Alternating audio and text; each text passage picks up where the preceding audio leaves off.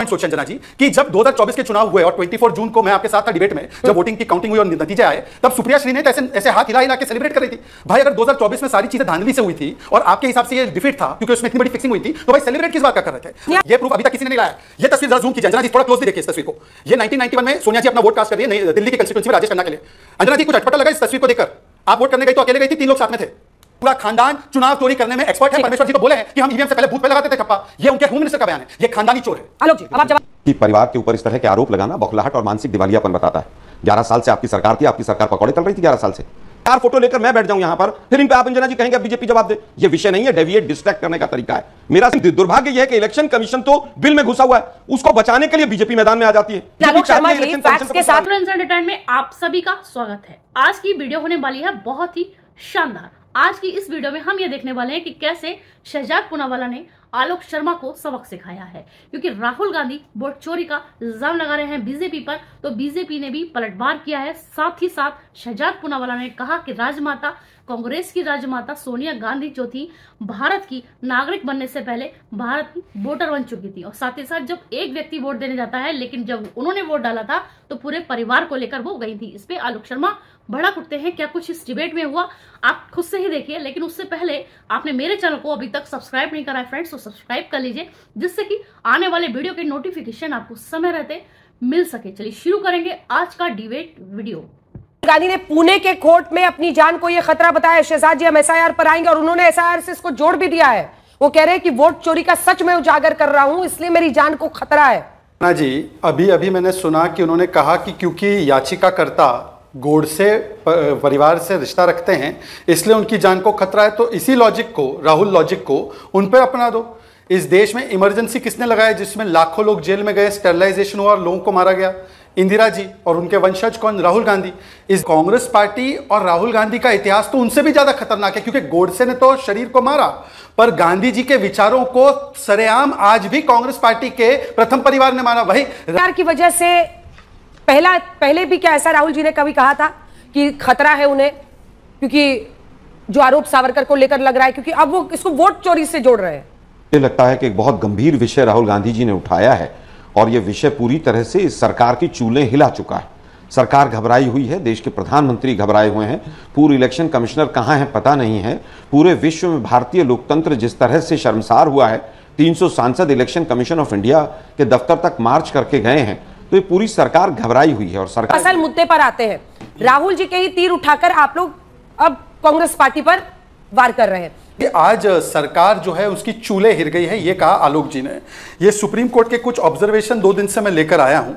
Supreme court को जब कहा गया मास एक्सक्लूजन हो चुका है, तो उन्होंने कहा कि ये तो करना होता है, इलेक्शन रोल स्टैटिक नहीं हो सकता, रिवीजन करना अनिवार्य है। जब कहा गया कि देखिए ये तो वोटर फ्रेंडली नहीं है, तो सुप्रीम कोर्ट ने कहा ये वोटर फ्रेंडली है, एक्सक्लूजनरी नहीं है। पहले 3 डॉक्यूमेंट थे, आज 11 डॉक्यूमेंट होते हैं। फिर आधार का जब आधार लिया गया, तो उन्होंने कहा आधार पर इलेक्शन कमीशन बिल्कुल सही कह रही है कि आधार को जो है वो प्रूफ के तरह या कंक्लूसिव एविडेंस की तरह नहीं माना जा सकता। और ये भी बात मैं आना चाहता हूं कि अभी जो राहुल गांधी के सबसे पहले, अंजना जी याद कीजिए, ईवीएम पर हर रोज आलोक जी आरोप लगाते थे चुनाव की जब भी डिबेट होती थी। आज पिछले 2 हफ्ते से ईवीएम का नाम सुना है क्या आपने? अब अंजना जी बताइए, ईवीएम वाले आरोप सही थे या गलत थे इसलिए छोड़ दिया? और अगर गलत थे तो 41 टाइम सुप्रीम कोर्ट जब कह रहा था ईवीएम पर भरोसा कीजिए, तब भरोसा नहीं किया। और अगर ईवीएम में गड़बड़ी हो सकती है तो वोटर रोल का गड़बड़ का कोई मतलब ही नहीं बनता। तो कौन सा स्टैंड है? दूसरा लॉजिकल पॉइंट सोचिए अंजना जी कि जब 2024 के चुनाव हुए और 24 जून को मैं आपके साथ था डिबेट में, जब वोटिंग की काउंटिंग हुई और नतीजे आए, तब सुप्रिया श्री ने ऐसे हाथ हिला हिला के सेलिब्रेट कर रही थी। भाई अगर 2024 में सारी चीजें धांधली से हुई थी और आपके हिसाब से ये डिफीट था क्योंकि उसमें इतनी बड़ी फिक्सिंग हुई थी, तो भाई सेलिब्रेट किस बात का कर रहे थे? सोनिया गांधी जी के पर आरोप अमित मालवीय, आपके सोशल मीडिया हेड, ने लगाया है एक पोस्ट के जरिए। क्या भारतीय जनता पार्टी उस पर स्टैंड करती है? जो वो आरोप लगा रहे हैं गंभीर है कि 25 फरवरी 1968 को राजीव गांधी से विवाह होता है, 1980 में नागरिक बनने से पहले वोटर लिस्ट में नाम आता है, ये आपका आरोप है। फिर 1982 में विवाद के बाद वोटर लिस्ट से नाम हट जाता है। 2 साल बाद फिर 1 जनवरी 1983 में नागरिक बनने से पहले दोबारा वो वोटर बन जाती हैं। 30 अप्रैल को 1983 को अंततः वो भारत की नागरिक बनती है, लेकिन उससे पहले क्योंकि रिवीजन ये जनवरी के महीने में होता था, तो 1 जनवरी में ही उन्हें 83 में वोटर बना दिया गया। ये ऑन रिकॉर्ड बीजेपी कह रही है। कांग्रेस का चुनाव चोरी करने का इतिहास बहुत लंबा है अंजना जी। जो आदरणीय अमित मालविया जी ने डाला है वो अमित मालविया जी ने खुद से इजाद नहीं किया है। ये 1980 के इलेक्टोरल रोल में सोनिया गांधी का नाम है। तारिक अनवर ने इस बात को माना है। 1982 को डिलीट किया गया है। 1983 अप्रैल में इंडिया टुडे की रिपोर्ट के हिसाब से सोनिया गांधी जी पहली बार भारत की नागरिक बनी, जबकि शादी 1968 में हुई। इतने वर्ष क्यों लग गए वो एक अलग विषय है। 1975 में इंदिरा कन्विक्ट हुई थी इलेक्टोरल फ्रॉड के लिए। 1987 में जम्मू कश्मीर के चुनाव में धांधली की थी शशि थरूर और चिदंबरम ने माना है। 1991 में, अब एक और प्रूफ ला रहा हूं, ये प्रूफ अभी तक किसी ने नहीं लाया है। ये तस्वीर जरा जूम कीजिए अंजना जी, थोड़ा क्लोजली देखिए इस तस्वीर को। ये 1991 में सोनिया जी अपना वोट कास्ट कर रही है नई दिल्ली की कंस्टिट्यूंसी में राजेश खन्ना के लिए। अंजना जी कुछ अटपटा लगा इस तस्वीर को देखकर?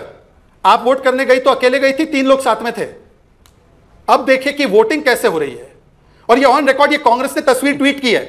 बाय द वे ये तस्वीर कांग्रेस के हैंडल पे आज भी है। मैं चुनौती दे रहा हूं कांग्रेस के ऑफिशियल हैंडल पर, सोनिया गांधी वोट से 1991 इलेक्शन ये करके ऐसा ट्वीट किया है। ये अभी भी ऑन रिकॉर्ड है। ये पूरा खानदान चुनाव चोरी करने में एक्सपर्ट है। परमेश्वर जी तो बोले हैं कि हम ईवीएम से पहले बूथ पे लगाते थे ठप्पा। ये उनके होम मिनिस्टर का बयान है। ये खानदानी चोर है। आलोक जी अब आप जवाब दीजिए, पॉइंट वाइज दीजिएगा। मुझे लगता है किसी की परिवार के ऊपर इस तरह के आरोप लगाना बौखलाहट और मानसिक दिवालियापन बताता है। 11 साल से आपकी सरकार थी, आपकी सरकार पकौड़े तल रही थी 11 साल से। जब पूरी चोरी इलेक्शन कमीशन की पकड़ी गई तब आप जागकर यहां पर आए हैं और आज आप फोटो लेकर आ गए, ये लेकर आ गए। इनका एक 3D मॉडल है कि पहले डिनाई कर दो, फिर डिस्ट्रैक्ट करो, फिर डेविएट कर दो। देखिए इलेक्शन कमीशन का कोई ऑब्जर्वेशन या इलेक्शन कमीशन की तरफ से सुप्रीम कोर्ट का कोई ऑब्जर्वेशन ऐसा नहीं है कि एक्सक्लूजन करना ही होता है। अरे भाई सुप्रीम कोर्ट का तो खुद 1995 का डिसीजन है कि इलेक्शन गोइंग स्टेट जो जिस ईयर में इलेक्शन होता है उस साल पे आप सू मोटो किसी भी वोटर को डिलीट नहीं कर सकते हैं। ये सुप्रीम कोर्ट का 1995 का Lal Babu Hussain versus electoral registration officer ये केस का डिसीजन है अपना। तो सुप्रीम कोर्ट अपने ही डिसीजन के अगेंस्ट क्यों कोई ऑब्जर्वेशन देगा? लेकिन दुर्भाग्य यह है कि जब चोर की चोरी पकड़ी गई, जब चोरी से प्रधानमंत्री बने हैं तो स्वाभाविक है कि कुछ इस तरह के विषय सामने लाए जाएंगे। आज हालत यह है कि अभी तक 4 दिन तक पता चल रहा था कि साहब वो एफिडेविट दे दीजिए, एफिडेविट दे दीजिए। अब पता चला कि साहब वो 2 इलेक्शन कमिश्नर्स आज तक पर आकर कहकर चले गए कि इस केस में एफिडेविट किसी भी रूप में देने की आवश्यकता नहीं है। तो आज नया एक फंडा लेकर आ गए। आज का विषय यह है कि एसआईआर में क्या सब कुछ ठीक हो रहा है? क्या सुप्रीम कोर्ट में मरे हुए लोग नहीं पहुंच गए हैं जिनको मृत पूनावाला ने भी कहा कि एक परिवार पर आरोप लगाना देखिए मुझे लगता खराब मानसिकता है। दूसरी तरफ आप प्रधानमंत्री, जिस चुनाव से आप दूसरी पार्टी इस देश में बने हैं, उस चुनाव को आप गलत कह रहे हैं और कह रहे हैं वो गलत पीएम बने। देखिए मैं बिल्कुल कह रहा हूं कि इलेक्शन कमीशन के खिलाफ हम खड़े हुए हैं। अगर बीजेपी को लगता है कि इलेक्शन कमीशन ने गलत किया तो आपने भी सवाल पूछा था। अरे भाई आप इलेक्शन कमीशन के यहां पर पदयात्रा कब कर रहे हैं, मार्च कब कर रहे हैं आप कि इलेक्शन कमीशन गलत काम कर रहा है, गलत जाली वोट बनाता है? आप भी करिए। पहली चीज तो यह है कि इलेक्शन कमीशन की तरफ से बार बार बीजेपी क्यों आकर वोट प्रेस कॉन्फ्रेंस करने पर बैठ जाती है? इलेक्शन कमीशन क्यों नहीं जवाब देता उन सब तमाम सवालों का? इलेक्शन कमीशन इसलिए जवाब नहीं देता कि उसकी चोरी पकड़ी गई है। इलेक्शन कमीशन पूरी तरह से बीजेपी के साथ मिला हुआ है, उसका पिट्ठू बनकर पूरी तरह से वो चुनाव जितवा रहा था और ये तमाम चीजें अब सामने आ रही हैं। आपको लगता है कि वहां पर वाराणसी कहीं पर भी किसी भी जगह पर, चाहे वो रायबरेली हो चाहे बनारस हो, आप दोनों का मशीन रीडेबल इलेक्ट्रॉनिक फॉर्म में आप पूरा डाटा रिलीज कर दीजिए। मैं तो इलेक्शन कमीशन पर एक और आरोप लगा रहा हूं कि इन्होंने इतना जल्दी डाटा किस तरह से दे दिया। मुझे तो लगता है इलेक्शन कमीशन और बीजेपी दोनों रात को बैठकर तय कर रहे हैं कि बीजेपी के ऊपर और इलेक्शन कमीशन के ऊपर जो जिस तरह के आरोप लग रहे हैं उनको दोनों मिलकर जवाब कैसे दें। आपके पास ये डाटा था कि रायबरेली में ऐसा हुआ है तो आप लोग सो रहे थे क्या? दिक्कत यह है कि बिहार के अंदर जो अभी एक वेबसाइट के ऊपर अंजना जी सर्च ऑप्शन था वो भी हटा दिया। पीडीएफ फॉर्म की जगह जो पीडीएफ फॉर्म में जो कॉपी डली हुई थी उसकी जगह स्कैन्ड कॉपी डाल दी ताकि आप मिलान कर ही नहीं सके। आपने 11 डॉक्यूमेंट्स की लिस्ट दी, उसमें से 2 या 3% लोगों के पास तमाम डॉक्यूमेंट्स का कोई ना कोई हिस्सा होगा। अब एक गरीब महिला जो जिसके पास ना 10वीं उसने की है ना पासपोर्ट है, वो कहां से सब डॉक्यूमेंट्स लेकर आएगी? सुप्रीम कोर्ट में मैटर पूरी तरह से चल रहा है, उसको आए दिन कैसे डेविएट किया जाए, किस तरह से डिस्ट्रैक्ट किया जाए, इसका केवल और केवल एक काम चल रहा है। हम साफ साफ कह रहे हैं कि हमारा ईवीएम पर पहले भी स्टैंड वही था, आज भी वही है कि जिस तरह से ईवीएम में घपला हो सकता है, जिस तरह से इलेक्टोरल वोटर लिस्ट में आज तमाम चीजें दिखाई दे रही हैं। महाराष्ट्र का जैसे चोरी पकड़ी गई तो बिहार मॉडल आ गया, चंडीगढ़ चौकी चोरी पकड़ी गई थी तो महाराष्ट्र मॉडल आ गया था। और अब 3 दिन पहले आसाम के लिए भी SIR की बात आई है। कोर्ट ने भी वोटर फ्रेंडली शब्द इस्तेमाल किया है, मैं लौट रही हूँ, पता नहीं, जल्दी कंप्लीट कीजिए। इलेक्शन कमीशन को चाहिए कि जो आरोप इलेक्शन कमीशन के ऊपर जो आरोप लगे हैं, चाहे राहुल गांधी ने लगाए हैं और चाहे पीछे पीछे चलते हुए बीजेपी ने लगाए हैं, इलेक्शन कमीशन को डिटेल्ड प्रेस कॉन्फ्रेंस करनी चाहिए कि भाई जो कांग्रेस ने आरोप लगाए थे वो गलत हैं, हम इसका ये उत्तर देते हैं। बीजेपी ने जो आरोप लगाए थे ये गलत हैं, हम इनका उत्तर देते हैं। लेकिन दुर्भाग्य यह है कि इलेक्शन कमीशन तो बिल में घुसा हुआ है, उसको बचाने के लिए बीजेपी मैदान में आ जाती है। आलोक शर्मा जी, फैक्ट्स के साथ ही तो चुनाव आयोग भी सामने रखेगा। बनारस की तस्वीरें देखिए, बनारस में इतने बड़े मार्जिन से हारने के बावजूद वहां पर जीत का जश्न मना रहे हैं, जबकि वहां पर दूसरा कोई कैंडिडेट खड़ा नहीं हुआ। ये लेकिन मजाक से ज्यादा क्या कहा जाएगा ये? आप देखिए, आरोप लगे हैं आपकी पार्टी पर, अब आपकी बारी है, बोलिए। मेरी केवल आपसे एक ही रिक्वेस्ट है अंजना जी कि मैं जब पॉइंट बाय पॉइंट जवाब दूंगा तो प्लीज डिस्टर्बेंस देखिए इंश्योर कीजिए कि ना हो। बस मैं एक के बाद एक जवाब दूंगा। सबसे पहले अभी आलोक जी ने कहा कि 2 इलेक्शन कमिश्नर्स ने कहा है कि ओथ या एफिडेविट की आवश्यकता नहीं है, तो मान्यवर सुप्रीम कोर्ट ने तो 41 बार ईवीएम को बरी किया है। अभी भी क्या कहा अंजना जी उन्होंने, हम ईवीएम पे फिर भी सवाल उठाते हैं। सुप्रीम कोर्ट की ईवीएम पर नहीं मानना है, पर 2 इलेक्शन कमिश्नर जो रिटायर्ड है उनके वर्जन को ओथ और एफिडेविट पे मान लेना है। फिर उन्होंने कहा कि इलेक्शन कमीशन क्यों प्रेस कॉन्फ्रेंस नहीं करता। वैसे उसने लिखित में जवाब दिया है, पर अगर आपका यह पैमाना है कि इलेक्शन कमीशन ने अपने लगे हुए आरोपों पर प्रेस कॉन्फ्रेंस से जवाब देना चाहिए, तो जो सवाल मैंने सोनिया जी पे उठाया उसका भी जवाब तो सोनिया गांधी प्रेस कॉन्फ्रेंस करके दे। जवाब दिया राहुल, अंजना के शो में अंजना जी मैं रिक्वेस्ट कर रहा हूं, बीच में नहीं Anjana, I waited patiently for my turn, उन्होंने बीच में नहीं बोला, आवाज नीचे कीजिए। सोनिया जी तो फिर भी राजनीतिक व्यक्ति है, इलेक्शन कमीशन तो चुनाव आयोग तो संवैधानिक संस्था है, उनसे अपेक्षा है कि प्रेस वार्ता करे। पर सोनिया जी जिन पर गंभीर आरोप लगे और तारिक अनवर मान रहे, और मैं आपको कांग्रेस का ट्वीट भी दिखा रहा हूं, ये वाला जो 2016 का है, उसके बावजूद सोनिया जी कोई क्लैरिफिकेशन नहीं देंगी कि उनका नाम 80 में कैसे आ गया इलेक्टोरल रोल पर। अमित मालविया को गालियां बकेंगे यहां पर बैठकर, ठीक है बकिए, हम लोग तो गाली खाने के लिए चाय वाले की पार्टी से। आगे जाता हूं मैं, तीसरी बात इन्होंने कहा सीसीटीवी फुटेज नहीं दिया। सुप्रीम कोर्ट का यह कानून है कि अगर सीसीटीवी फुटेज चाहिए तो कैंडिडेट ने इलेक्शन पिटीशन फाइल करना है, उसके अलावा किसी भी रूप में सीसीटीवी फुटेज नहीं दे सकती। यह सुप्रीम कोर्ट का द्वारा बनाया गया रूल है। इनको पूछिए हरियाणा में कितने कैंडिडेट ने डाले हैं पिटीशन हाईकोर्ट के पास, और हाईकोर्ट ने रिफ्यूज किया है क्या? और कुमारी सैलजा ने तो हरियाणा में बोला कि हम लोग तो हुड्डा जी की वजह से आ रहे। आगे बढ़ते हैं, अभी उन्होंने कहा कि भाई देखिए सुप्रीम कोर्ट का कोई ऑब्जर्वेशन नहीं था। मैं सुप्रीम कोर्ट का ऑब्जर्वेशन कोट करके बताना चाहता हूं। जब पिटिशनर ने कहा मास एक्सक्लूजन हो रहा है, तो सुप्रीम कोर्ट ने बोला ये कहां है करोड़ों लोग जो एक्सक्लूड हो गए। और फिर सुप्रीम कोर्ट के जस्टिस कांत ने कहा इलेक्टोरल रोल स्टैटिक नहीं हो सकते, उनका रिवीजन होना अनिवार्य है। उल्टा इस बार जो एसआईआर हो रही है ये वोटर फ्रेंडली है, ना कि एक्सक्लूजनरी, क्योंकि इसमें 11 डॉक्यूमेंट है। क्या मैं झूठ बोल रहा हूं? आखिरी बात अंजना जी, ये सारी लड़ाई डेमोक्रेसी के लिए हो रही है ना, डेमोक्रेसी बचाओ के लिए। ये राजन्ना को कौन से डेमोक्रेसी में बचा रहे थे? एक एसपी नेता बताता है कि भाई हमारे अधिकारियों ने गड़बड़ की होगी, अगर होगी तो राहुल गांधी का फतवा आ गया कि इस एसटी नेता को निकालो पद से, रेजिग्नेशन नहीं। ये शशि थरूर के डेमोक्रेटिक राइट का क्या हुआ भाई?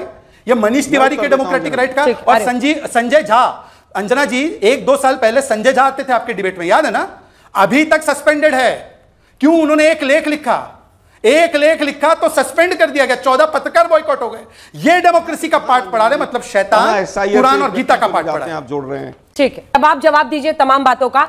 सोनिया गांधी जी पर भी एक जवाब बनता है, एक बात दिखाइए जो पूरा डेटा है। आलोक जी हमेशा ये कहकर बात नहीं टाली जा सकती कि बात पुरानी है, इसे हटा दो। जो हम तस्वीरें दिखा रहे हैं सोनिया गांधी जी की, उस पर भी जवाब दीजिए। दूसरा प्रश्न, राजन्ना साहब आपके कैबिनेट मंत्री थे भाई कर्नाटक में, अभिव्यक्ति की आजादी और संविधान को बचाना है, सब लकीर खत्म हो जाती है जैसे ही बात आती है कि आपकी पार्टी के खिलाफ, आपके राहुल जी के खिलाफ तो नहीं बोल दिया किसी ने। दोनों का स्पष्ट जवाब दीजिए। कहूंगा सोनिया जी के माध्यम से कि भाई आपने कहा वो फोटो दिख रही है, अरे भाई किस किस ने क्या क्या किया। मोदी जी तो अपना कमल का फूल लेकर वहां पर वोटर लिस्ट वोट डालने पहुंच जाते हैं। क्या कमल का फूल लेकर वोट डालने जा सकते हैं क्या गांधीनगर में? पूरा रोड शो करके वो पोलिंग बूथ तक जाते हैं जब इलेक्शन कमीशन सोता रहता है क्या? अब ये 4 फोटो लेकर मैं बैठ जाऊं यहां पर, फिर इन पे आप अंजना जी कहेंगे अब बीजेपी जवाब दे। ये विषय नहीं है, डेविएट डिस्ट्रैक्ट करने का तरीका है। मेरा सीधा सीधा ये कहना है कि जो एसआईआर हो रहा है उसकी टाइमिंग और प्रोसेस के ऊपर गंभीर सवाल है, और अगर सवाल नहीं होते तो सुप्रीम कोर्ट इस केस को एंटरटेन क्यों कर रहा है? इतनी पेटी है कि टाइमिंग और प्रोसेस के ऊपर जो सवाल है उसके लिए हम लोग सुप्रीम कोर्ट में लड़ाई लड़ रहे हैं। और जो लोग आज भी इलेक्शन कमीशन को बचाना चाहते हैं, जरूर इलेक्शन कमीशन ने उनको मिठाई खिलाई है। और यही हमारा आरोप है कि ये केंद्र में भी और ज्यादातर राज्यों में बीजेपी चोरी करके सरकार बनाकर जीत कर जाती है।